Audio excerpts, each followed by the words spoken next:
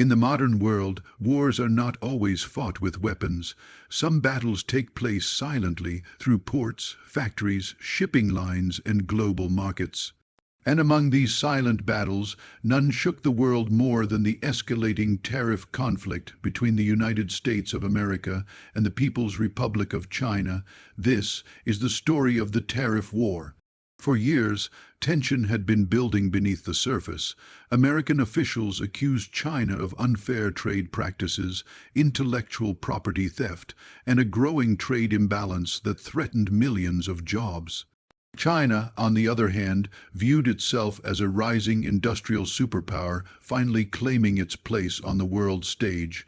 Neither nation wanted to show weakness, neither was willing to step back, and the pressure kept building. In early 2018, the first shot was fired, not with missiles, but with tariffs. The U.S. imposed heavy taxes on steel, aluminum, and a long list of Chinese imports. These weren't just numbers or policy moves. They were economic weapons aimed straight at the heart of China's manufacturing strength. Beijing saw it as an attack on national dignity. Within days, China retaliated with its own tariff, targeting American soybeans, automobiles, and agriculture. Thousands of farmers and factory workers felt the impact before the world even realized a war had begun. What followed was a rapid escalation. Every month brought new tariff lists, new threats, and new failed negotiations. Global markets trembled as the world's two largest economies pushed each other closer to the edge. Shipping lines slowed, stock markets fell, companies across Asia, Europe, and America braced for impact. Everyday products, phones, electronics, clothing, became more expensive. What began as a political move grew into a global crisis affecting billions. Behind closed doors, diplomats scrambled to stop the bleeding.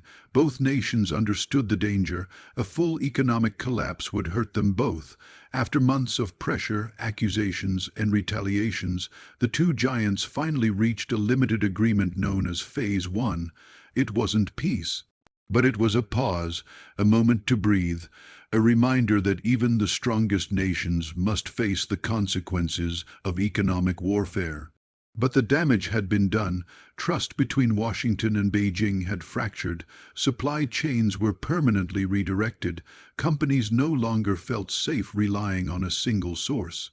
And a new era of competition had begun, one focused not on battlefields, but on technology, chips, manufacturing, and global influence.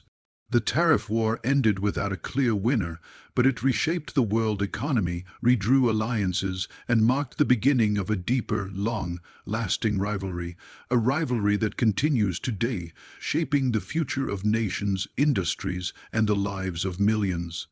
In the end, the tariff war proved one thing. In the battles of the modern age, power is no longer measured in armies or weapons, but in control of the world's markets, resources, and technology.